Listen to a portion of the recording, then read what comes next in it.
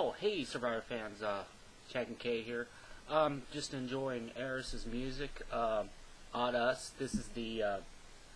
It's called Tree in the River. Very good music. I just played a sample of it for you. Aras sent this to me. I got it a couple days ago. It's very cool.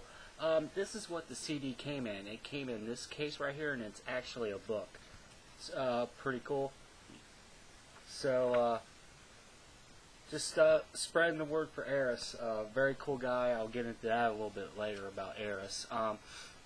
This is going to be your episode 2 Survivor Blood versus Water recap. Basically, it was kind of a sad episode. Real sad for a lot of fans of one of the most fan favorite castaways ever. I'll get into that a little bit later, but let's start with the episode. Again, CBS dropped the ball with no intro, which really irritates me, because without an intro, they don't show the castaways. And for anybody that's for some people, it might be their first season. How would they know who the returning players are without an intro?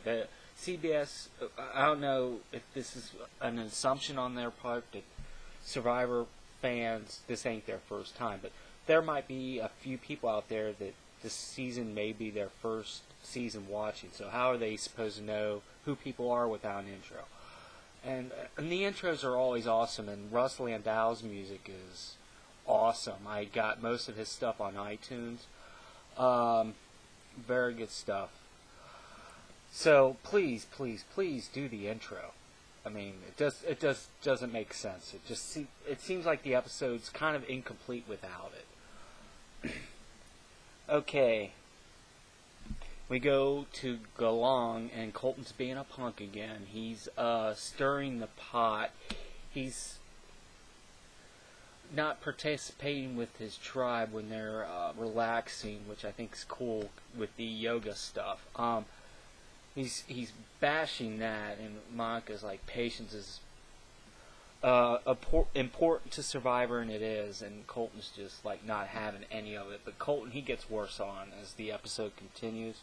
He's starting his fear chaos game, where he's lying to his tribe about the others, about voting out, but it gets worse in the episode later.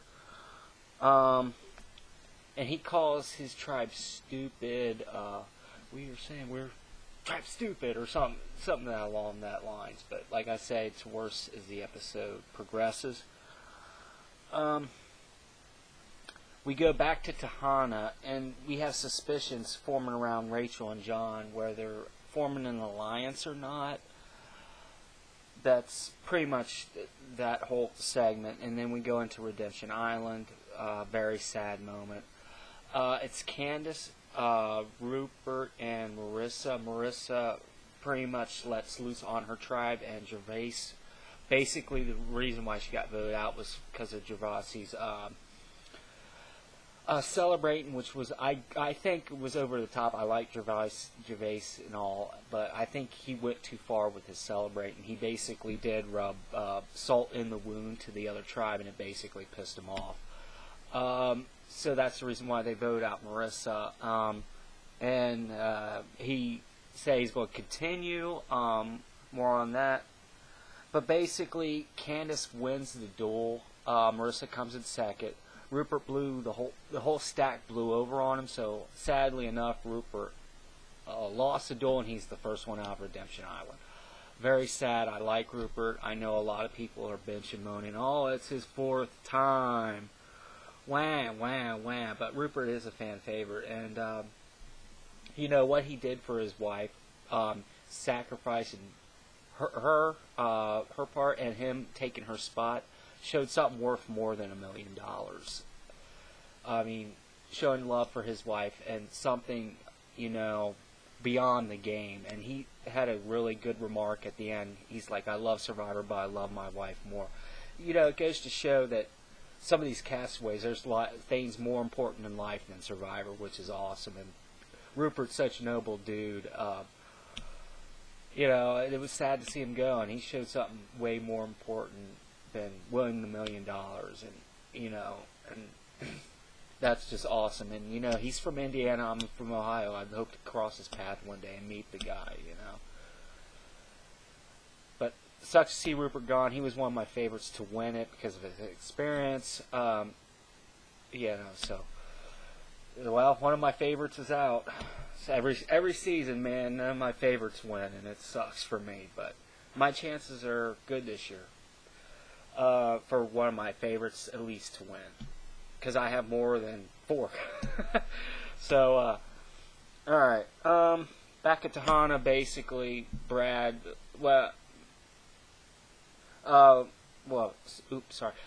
Voting strategies start at this point about how they're going to vote people out, and they're basically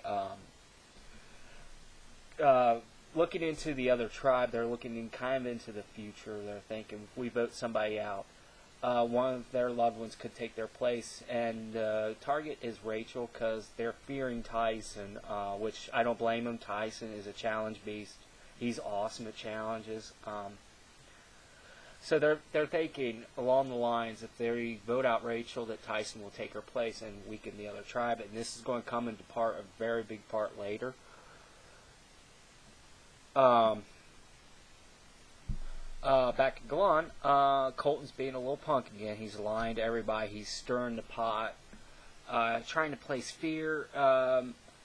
He bullies Kat into something about what did Tina say, and Kat's crying.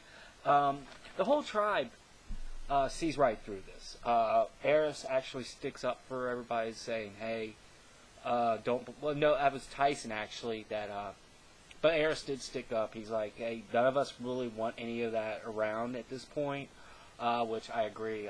If I was on that tribe, I wouldn't put up with that crap either. But Tyson brings up the group, and he's like, "Don't believe." Basically, what he says is, "Don't believe Colton at all." His game basically is trying to stir the fear in everybody. And Aras comes up with the best line of the night. He's nothing but a gay Russell Hantz, which I found funny because I'm not a huge fan of Russell Hantz or Colton. Some people I think Russell on Twitter took it wrong. But I'm not a fan of Colton at all, and he's worse than Russell Hantz. Russell Hantz just tries to be a villain, but there's a difference between being a villain and being a jerk, in my opinion. But I think bullying, really bullying, trying to hurt people's feelings, flat out, and trying to stir the fear is just wrong. We go into the immunity challenge. Actually, this time it was really close. Unlike last season, it's too late tonight. It's 1:55. I should be going to bed. But unlike last week, this challenge was really, really close. It came down to Hayden and Gervais. It was basically a skee ball part at the end, and it was Gervais pulled it off. It was really close. So Galan wins again. Over celebrating on Gervais's part again. So we go back to tribal. Again, I am overly tired. We go back to Tahana, not tribal. Tribal is here in a few minutes. Tahana's basically who we going to vote for, and there's voting things going all around. The consensus is John or Rachel.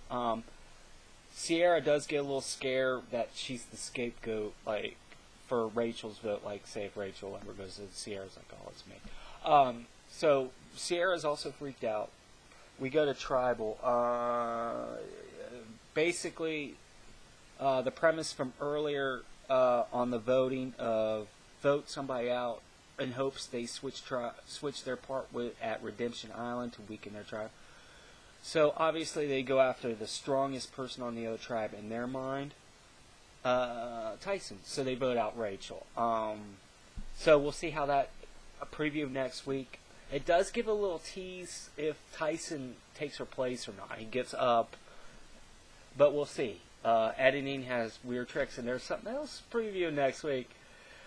They're showing that Colton quits. I'll be very happy next episode if that all goes down. Alright, it's 2 o'clock in the morning. I'm going to bed. See you guys next week. Peace, love, chicken grease. Bye.